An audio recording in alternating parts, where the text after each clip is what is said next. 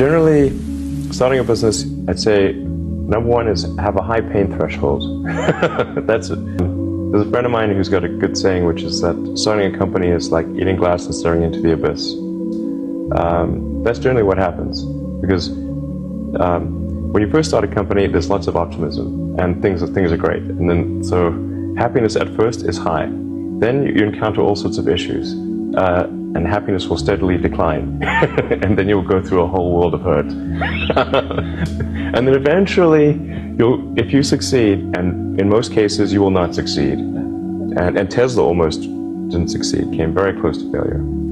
Then if you succeed, then after a long time you will finally get back to happiness. I think too is you got to make sure that whatever you're doing is a great product or service. It has to be really great. And I go back to what I was saying earlier, where if you're a new company, unless it's like some new industry or new market, that if it's an untapped market, or then you have more ability to, the standard is lower for your product or service. But if you're entering anything where there's an existing marketplace against large entrenched competitors, then your product or service needs to be much better than theirs. It can't be a little bit better, because then you put yourself in the shoes of the consumer, and they say, why would you buy it as a consumer? You're always going to buy the trusted brand unless there's a big difference.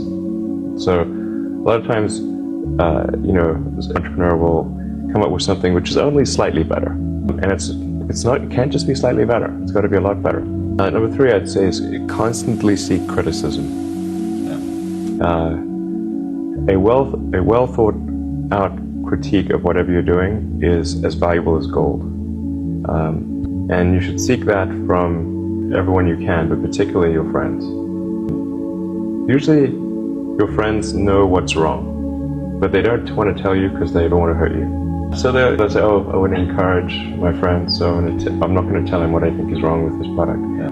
It doesn't mean your friends are right, but very often they are right. And you at least want to listen very carefully to what they say. And to everyone, if you're looking for, basically, you should take the approach that you're wrong. That you, the entrepreneur, are wrong. Your goal is to be less wrong.